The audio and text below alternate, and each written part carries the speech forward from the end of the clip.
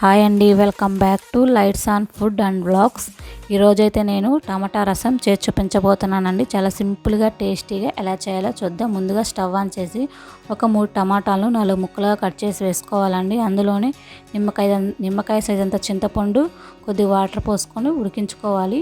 ఇప్పుడైతే టమాటా ముక్కలు ఉడికిపోయాయండి. కొద్దిగా చల్లార్చుకొని ఉడికించిన టమాటాలను ఒక మిక్సీ జార్లో అయితే వేసుకోవాలి.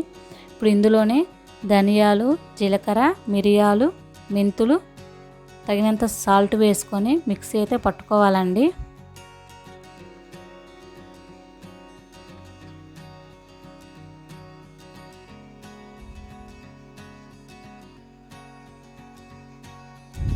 మిక్సీ అయితే పట్టుకున్నానండి.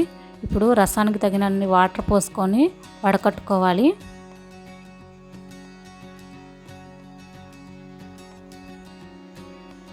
ఇప్పుడు ఈ రసానికి తాలింపు అయితే పెట్టుకుందామండి. ముందుగా స్టవ్ ఆన్ చేసి కళాయి పెట్టుకొని అందులో కొంచెం ఆయిల్ వేసుకోవాలి.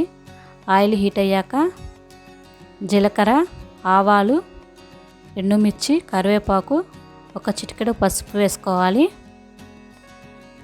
అందులోనే ఒక 4 వెల్లుల్లిపాయ రెబ్బలు కచ్చాపచ్చాగా దంచుకొని వేసుకొని తాలింపు అయితే వేసుకోవాలండి. ఒక పొంగు వచ్చిందాక ఉడికించుకొని ఆ తర్వాత స్టవ్ ఆన్ చేసి కొత్తిమీర చల్లుకోవాలి. అంతేనండి. ఈ వీడియో నచ్చితే సబ్స్క్రైబ్ చేసుకోండి.